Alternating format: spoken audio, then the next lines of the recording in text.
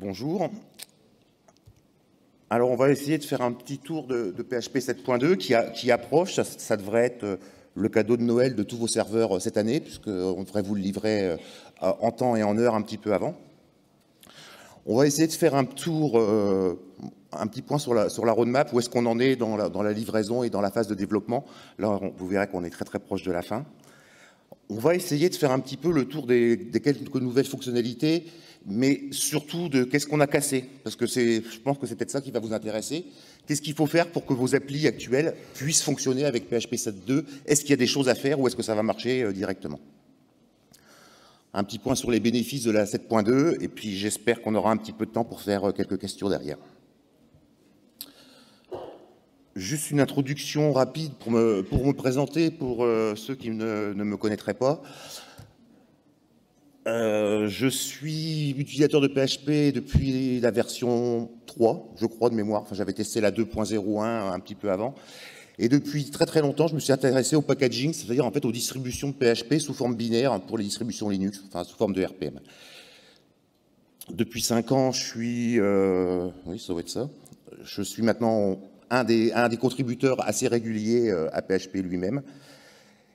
Et cette année, j'ai eu le privilège d'être choisi comme release manager avec Sarah Golemon pour gérer la publication de cette version 7.2. Donc dans mes activités, c'est juste un petit peu de pub, il faut en faire un petit peu. Donc je gère effectivement un dépôt qui fournit les RPM, donc pour les distributions Fedora, Red Hat et CentOS, qui fournit les RPM de à peu près toutes les versions de PHP. En ce moment, j'ai de la 5.4 à la 7.2. À la fois en paquet standard pour vous installer pour avoir une seule version de PHP ou pour pouvoir installer 3 ou 4 versions de PHP en parallèle, ce qui est quand même très très pratique en déploiement, surtout quand vous avez des applications legacy ou quand vous voulez tester des nouvelles versions qui passent. Et ce qui est important, c'est que mon dépôt en général sert d'upstream, c'est-à-dire qu'il sert de référence et il est utilisé ensuite pour les dépôts officiels de Fedora, de Red Hat, de CentOS et de différents produits. Et de beaucoup d'autres dépôts tiers qui ont l'habitude de venir piquer mon boulot pour fournir des paquets. Donc, après cette petite espace publicitaire, on va attaquer sur où est-ce qu'on en est de la 7.2 dans cette roadmap, dans cette phase de développement. Donc le premier point, j'en ai déjà parlé, on a choisi donc en début d'année, on a choisi 2 release managers. Bon, ça va, il n'y a pas eu besoin de voter cette année, puisqu'on n'a été que 2 candidats, donc ça a été assez facile. Mais bon, j'ai le plaisir de tenir cette tâche avec Sarah. Donc, je pense qu'on se complète bien. Elle a un aspect peut-être beaucoup plus technique que moi. J'ai l'habitude du release management, parce que j'assiste les release managers depuis plusieurs versions maintenant, où je bloque régulièrement des versions qui sont pas du tout publiables. Donc c'est un boulot que je connais bien. Et donc la roadmap, le 26 octobre, ça tombe bien, c'est aujourd'hui, c'est marrant, on sort la RC5. Alors c'est Sarah qui va l'annoncer dans la journée normalement, puisque comme j'étais là, je me suis arrangé avec elle et c'est elle qui s'en occupe pour cette semaine. Donc vous voyez, on est très très proche de la fin. Normalement, début novembre, on va commencer à passer de dire que la branche est frisée, on ne touche plus à rien. Les seules choses, et puis donc le début novembre, là, le 9, on sort la RC6, qui doit être la version GA, qui doit être la version finale. Donc normalement, à partir du 9 novembre, il ne se passera plus rien.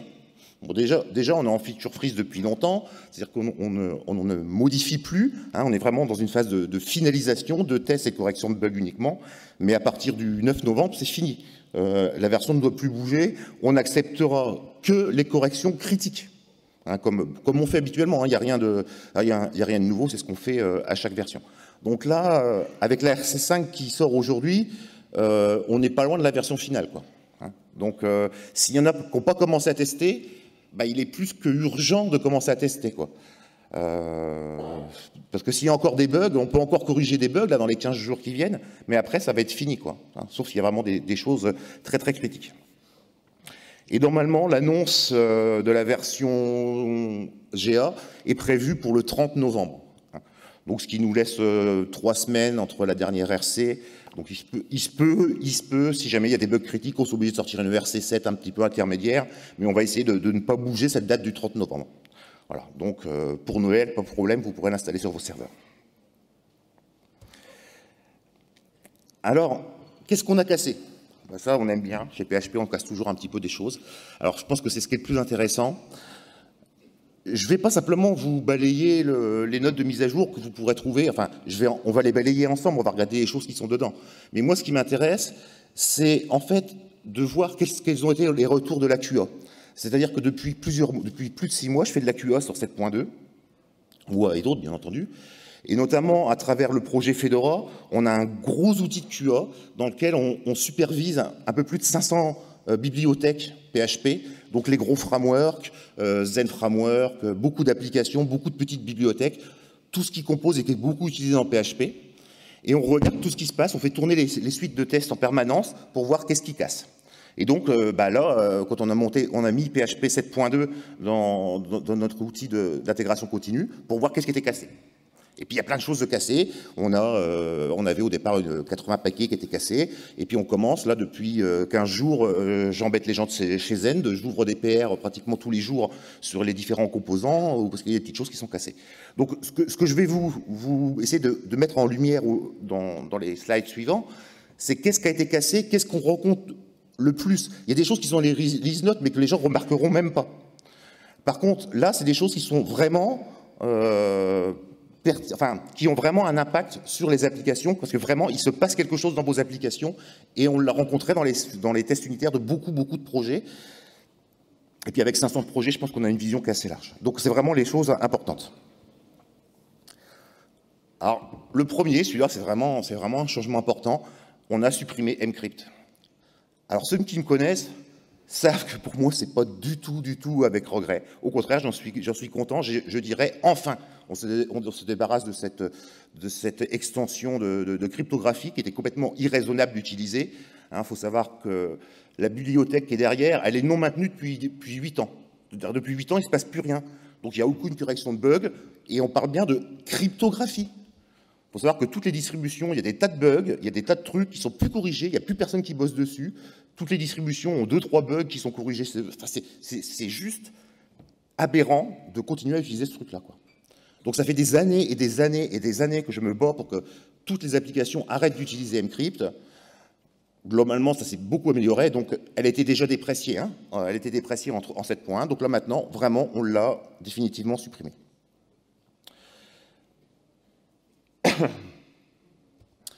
Donc maintenant, on va voir qu'il va y avoir en 7.2 énormément de déprécations. Donc il y a énormément de choses où on se dit, bon, là, on va vraiment les supprimer. On va les supprimer peut-être pour certains en 7.3, pour d'autres en 8.0.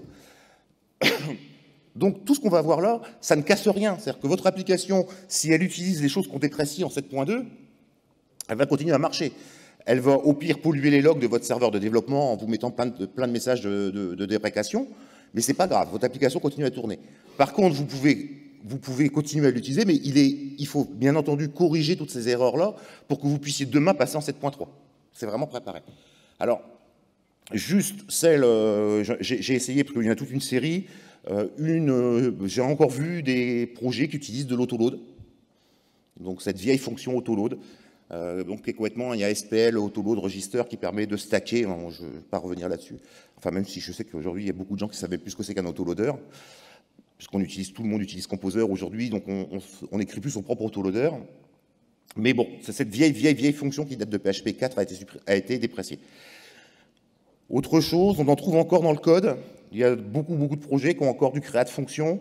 Donc create function, juste pour mémoire, maintenant vous avez les closures, il faut passer sur les closures. Donc il y a un peu de réécriture de code pour passer de l'un à l'autre, mais c'est quand même très facile. Et encore une fois, c'est que déprécié. Un peu plus surprenant, le hitch. Le hitch avait beaucoup de problèmes d'implémentation. Il avait des effets de bord sur certains objets qui étaient un petit peu tordus et tout, donc il y a eu une décision de prise de le déprécier et de décourager son utilisation, et il sera sûrement supprimé à un moment donné. Voilà, donc, et j'ai trouvé, dans pas mal de code, il y avait des petits hitch qui restaient. Bon, faut nettoyer, et puis on arrive assez bien à s'en sortir. C'est pas très compliqué. Mais regardez vos codes, vous verrez qu'il y en a probablement dedans. Toujours dans les déprécations, Bon, deux fonctions de GD qui disparaissent, mais qui a priori, BMP, je ne sais pas s'il y a encore beaucoup de gens qui utilisent ce format d'image, donc ça existe, mais ça va être supprimé.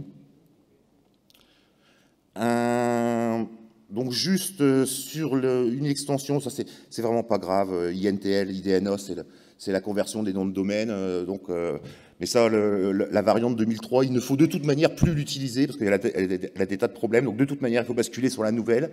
Ça, je crois même qu'il y a tout un effet dans le fait de Roche, je crois qu'il y a même toute une démarche pour abandonner complètement l'utilisation de cette fonction-là, pour qu'elle soit supprimée complètement de la distribution. Donc PHP ne fait que suivre un mouvement général.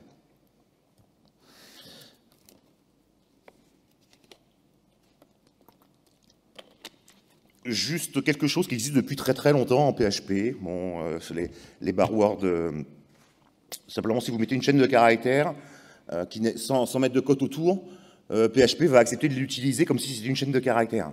Ce qui est une catastrophe. Donc enfin, ça va vous lever des messages dans vos logs et ça va vous permettre de détecter des erreurs. Bon, l'exemple de code que j'ai mis en dessous est vraiment trivial. J'ai fait une faute de frappe volontaire dans le nom d'une macro. Donc effectivement, la PHP vient râler en disant attention, ta macro, enfin, qu'est-ce que tu veux dire, quoi. Et effectivement, il y a une faute de frappe. Donc typiquement, ça doit permettre de détecter des bugs, quoi, et des effets de bord un petit peu particuliers. Alors celle-là, je pense que ça mérite qu'on s'y intéresse un tout petit peu. Donc ça, c'est une déprécation. Aujourd'hui, dans PHP, on peut faire du count sur un peu n'importe quoi. Mais il y a des choses qu'on ne peut pas compter. Et PHP nous laisse compter. Et en particulier, le message que j'ai mis là est issu de la doc. Le message dit, quand on est sur un tableau, bon, on compte les éléments du tableau, ça c'est évident. Quand on est sur un objet, something, on compte something. Alors, qu'est-ce que retourne la fonction compte sur un objet? Elle retourne le nombre de propriétés publiques. Ça a un intérêt?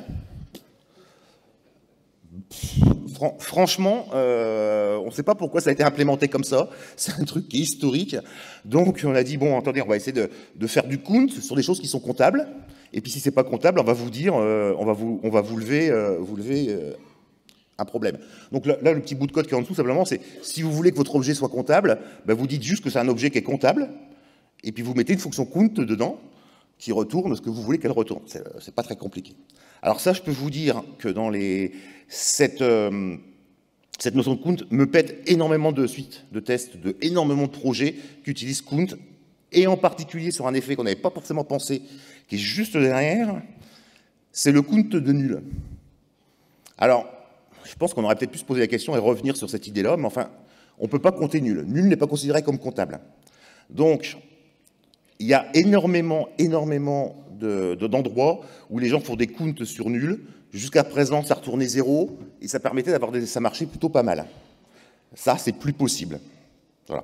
Alors, le bout de code, tout ça, c'est des trucs que j'ai trouvé dans des projets, hein, pas des petits. Hein. Ça, c'est des trucs qui sortent de Zend ou de Symfony ou de Doctrine ou de gros projets. Hein.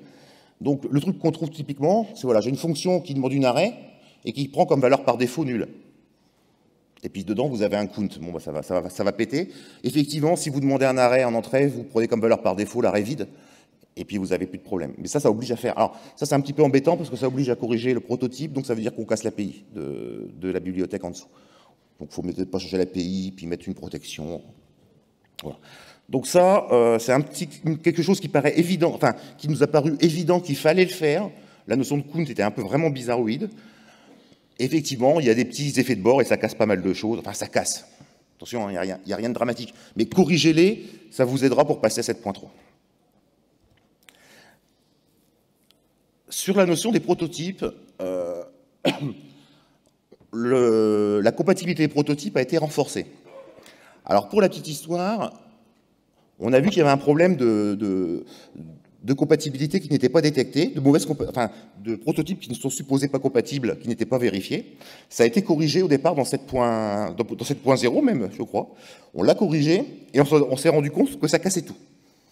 Donc on a dit stop. Le problème, c'est qu'on faisait un contrôle qui était buggé. Mais si on le corrige, on casse tout. Donc on l'a découvert dans une version RC, je ne sais plus laquelle exactement, et on a choisi de reverter. On est revenu au comportement par défaut en disant le comportement par défaut il est buggé, mais on ne veut pas casser la compatibilité. Donc par contre, on l'a reverté en 7.0 et en 7.1, mais on l'a conservé en 7.2. Donc à partir du moment de 7.2, si vous avez des prototypes non compatibles, il faut les rendre compatibles. Donc dans l'exemple que j'ai pris, en plus, donc c'est Zenlog, donc on est encore sur un gros framework, où simplement voilà, dans la classe abstraite, on a un argument optionnel qui n'a pas été pris dans les classes dérivées. Donc il faut absolument que les prototypes soient compatibles, donc il faut absolument rajouter. Donc ça, c'est beaucoup de PR que je suis en train de faire en ce moment, de remettre les prototypes compatibles. Voilà. Donc là, il y avait clairement, on voit, enfin, je pense que c'est évident quand vous regardez l'exemple, les prototypes ne sont pas compatibles. Il faut le corriger. Alors, encore quelque chose qui traîne depuis longtemps dans PHP. Quand vous faites des castes objet vers array ou array vers objet, on a des problèmes avec les index numériques. C'est un vieux souci qui traîne depuis longtemps. Donc maintenant, il a été corrigé. Quand vous castez, donc là, dans cet exemple-là, je prends un array que je transforme en objet, vous pourrez tout à fait accéder à la propriété 0 en tant que chaîne ou 0 en tant que numérique, tout va passer bien. Typiquement, c'est là encore, on a quelque chose qui n'était pas consistant, qui était bizarre, qui avait des effets de bord, qui créait des trucs bizarres. On l'a corrigé en 7.12 parce qu'on considère que ça peut casser du code. Donc attention à ces choses-là.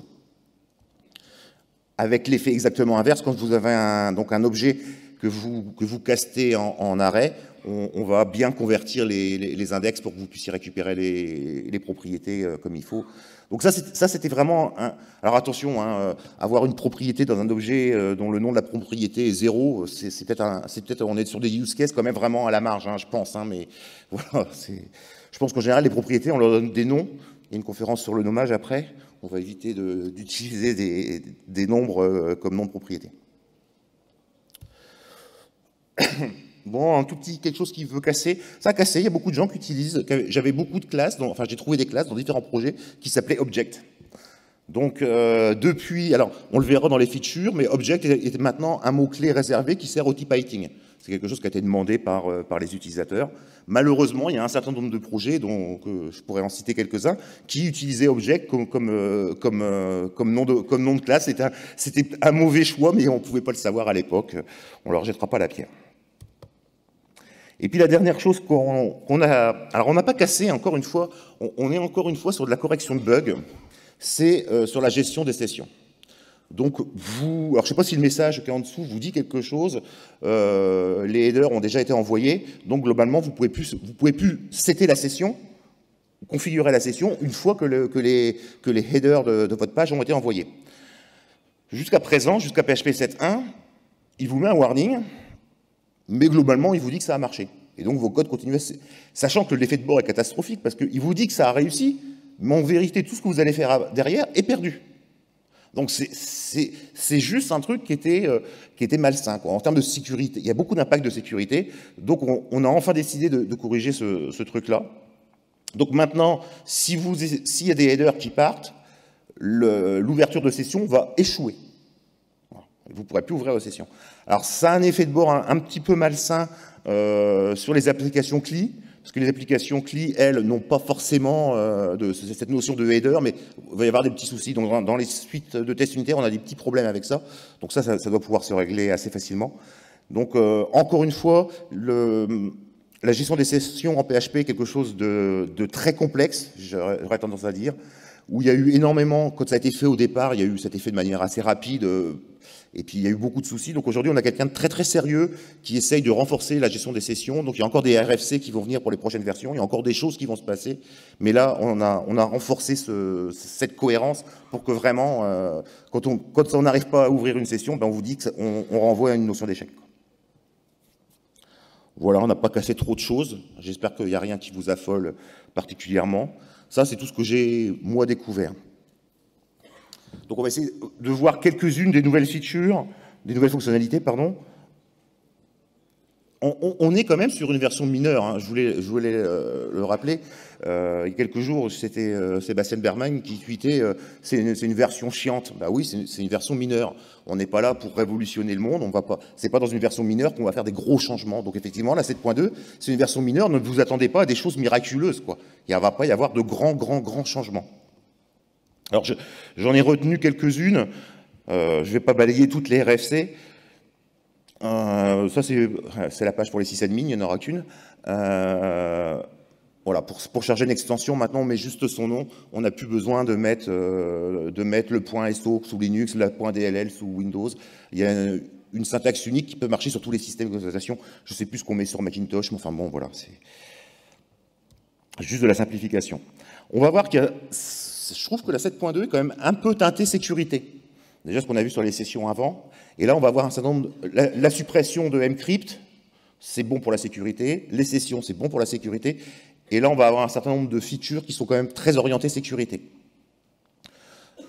Ça, c'est une évolution du monde aujourd'hui.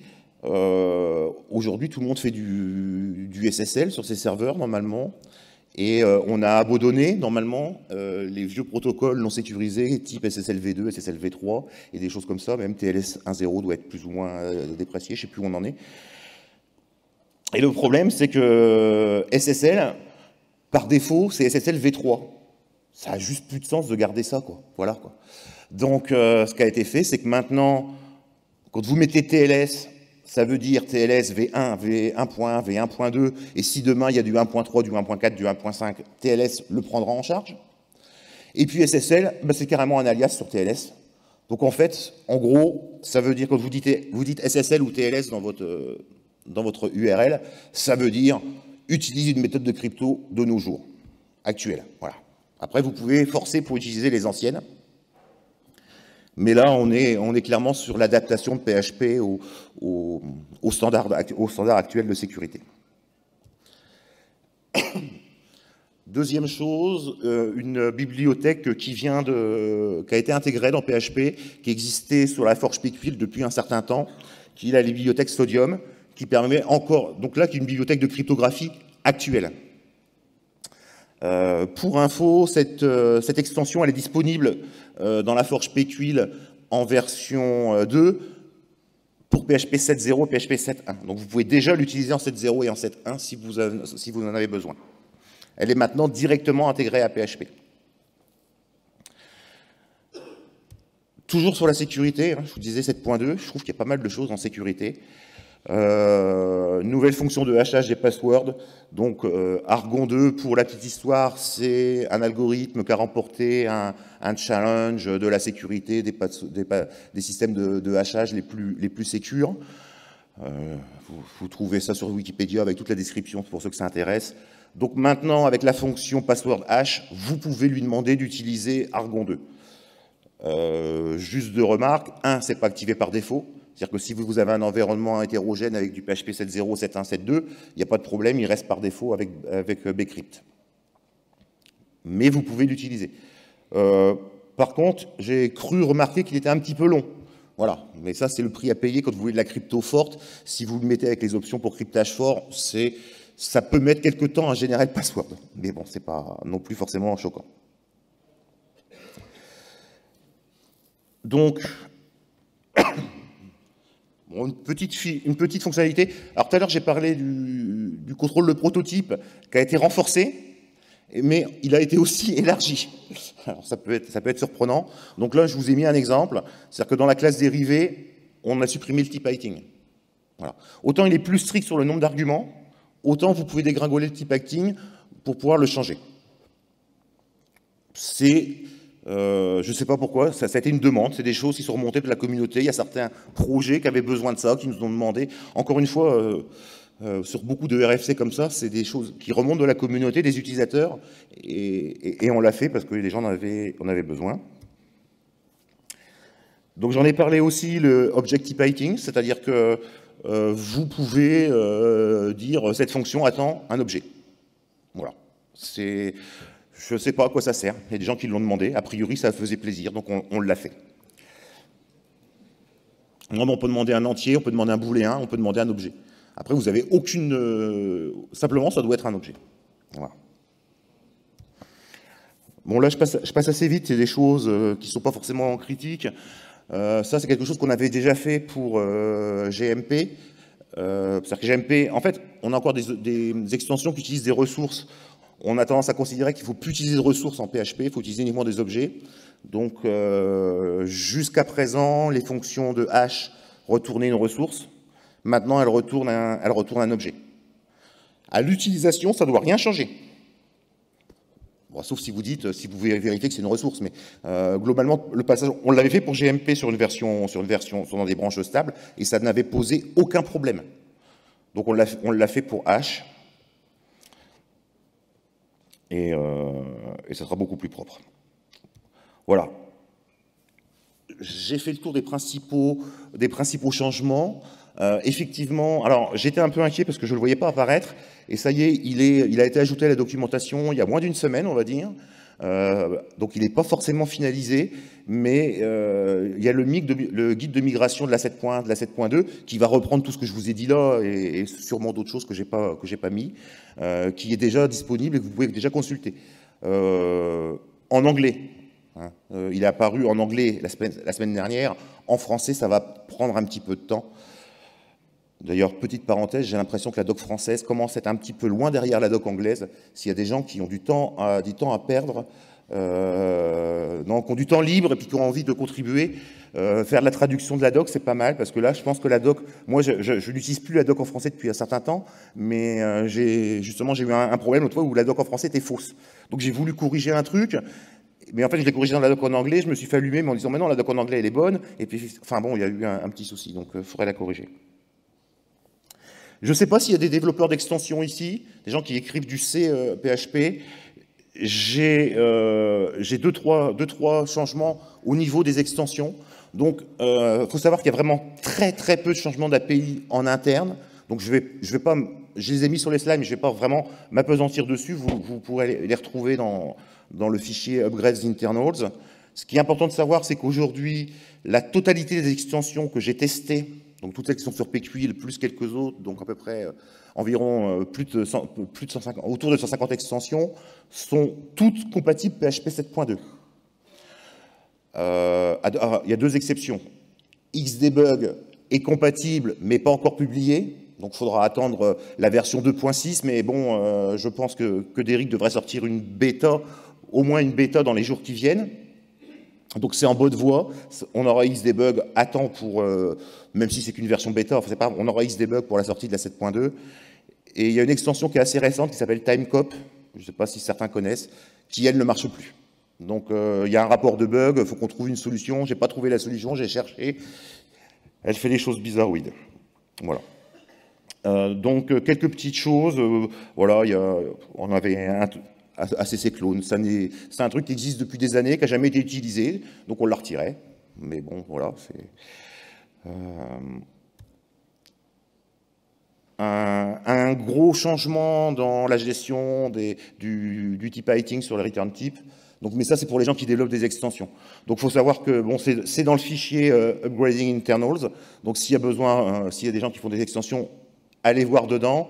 Et puis, il y a plein d'extensions. On a une macro de compatibilité et puis on arrive à s'en sortir très bien. Donc, mais au niveau API, ce qu'il faut retenir, c'est que vraiment, il y a en fait très peu de changements. C'est ça qui est important. Et donc, pratiquement toutes les extensions sont aujourd'hui compatibles. Pour la plupart, il n'y a presque rien eu à faire.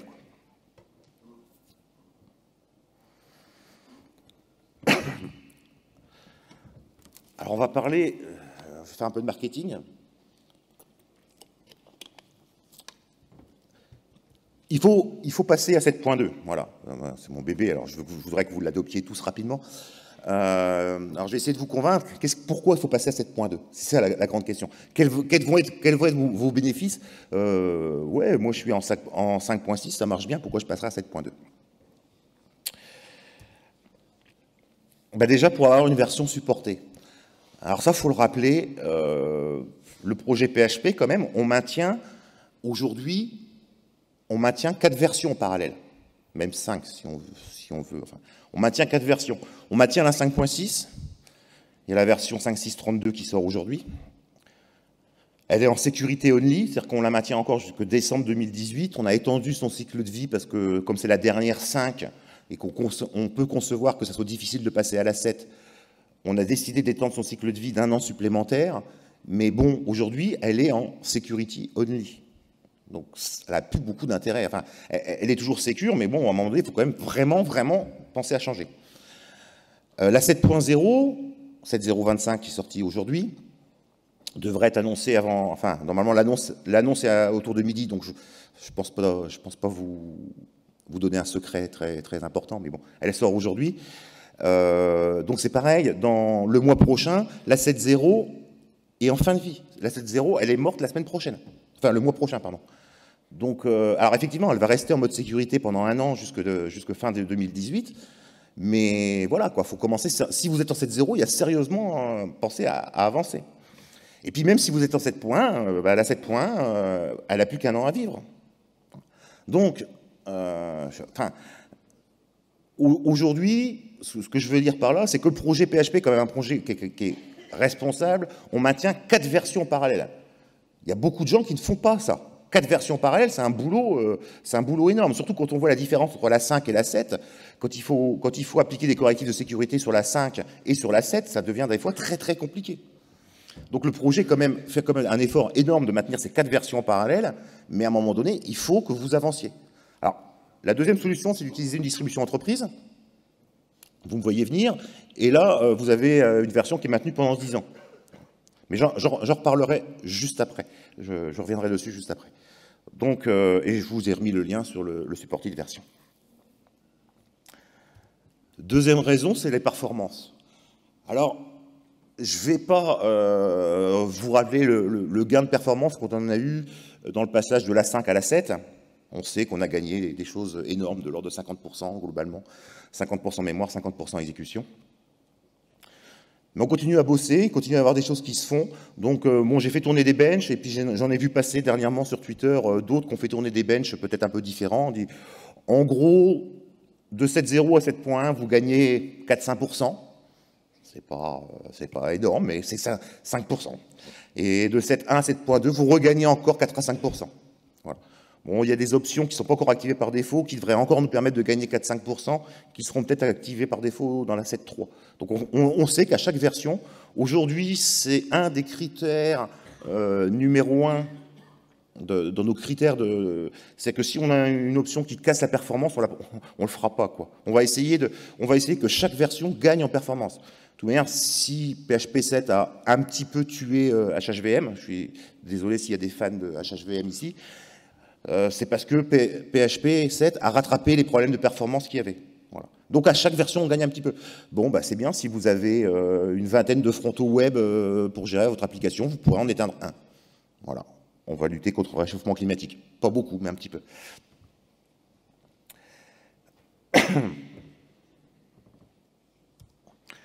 Et donc, un autre point, après, c'est le choix du modèle que vous choisissez pour faire évoluer votre infrastructure.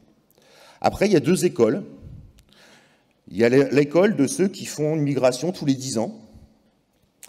Alors, j'ai pas pris involontairement le passage de la 5.4 à la 7.2. C'est en gros les gens qui sont sous Red Hat 7 qui vont un jour passer sous Red Hat 8 et qui vont avoir besoin de passer de PHP 5.4 à PHP 7.2. Voilà. Donc ça, c'est juste des genres de trucs qui sont décourageants parce que si vous voulez faire ce genre de migration, ça va vous demander un petit peu de boulot, quoi. Et là, c'est des gros projets de migration qui peuvent être très complexes. Mais c'est un modèle qui existe. Il y a encore des gens qui tournent sur ce modèle. Je mets en prod, ça marche et j'y touche plus. Et puis après, il y a ceux qui essayent de suivre le plus la vie du projet PHP. PHP, on a une version par an. Donc il y a des gens qui essayent de faire une mise à jour par an. Voilà. Donc là c'est ce que j'appelle faire des petits pas. On avance par petits pas. Donc on est passé de 5.4 à 5.5, à 5.6, à 7.0. On avance tout doucement et on progresse au fur et à mesure du projet. On fait un petit peu de boulot tous les ans, mais on fait beaucoup moins d'efforts. C'est des choses beaucoup plus raisonnables et c'est beaucoup plus abordable et ça se gère beaucoup mieux. Et en plus, ce que j'ai marqué, c'est pourquoi j'ai beaucoup insisté sur les déprécations. Les déprécations, comme j'ai dit, on ne casse rien, on n'a rien cassé. Juste, on vous prévient que ça va disparaître. Bah, si vous prenez 7 points aujourd'hui, que vous avez corrigé tous les déprécations de la 7 points, vous passerez à la 7.2 très facilement. Et puis, dès que vous êtes passé en 7.2, commencez dès maintenant, vous mettez 7.2 sur votre machine de dev, et puis vous corrigez tous les déprécations. Et quand vous n'aurez plus de déprécations, vous pourrez passer à 7.3 sans problème, normalement. Sauf si on découvre d'autres choses. Donc après, il y a deux modèles. Forcément, j'ai tendance à préférer le deuxième modèle. Mais voilà, c'est... Alors, je me moquais un peu de Red Hat tout à l'heure en disant que les gens qui vont passer de Red Hat 7 à Red Hat 8, ils vont passer de PHP 5.4 à PHP 7.2. Alors, juste une parenthèse, c'est pas complètement vrai. Faut savoir qu'aujourd'hui, les utilisateurs de Red Hat disposent en version supportée de PHP 5.6, de PHP 7.0 et depuis hier, ça a été annoncé sur le site officiel, de PHP 7.1. Voilà, donc une distribution entreprise avec du 7. Je trouve que c'est pas mal. Voilà, c'était la page de pub. J'espère que je vous ai apporté plein d'informations, que je vous ai intéressé et que vous allez avoir envie de tester rapidement la 7.2. Je vous ai mis le lien joining si vous voulez faire un petit feedback, me dire s'il y a des choses à changer, s'il y a des choses qui vous ont plu, parce que j'aurai sûrement l'occasion de représenter ce talk dans d'autres endroits. Donc n'hésitez pas, j'attends beaucoup de vos retours, positifs ou négatifs, bien entendu. Voilà. Et normalement, j'ai un peu de temps pour les questions, si j'ai pas dérapé.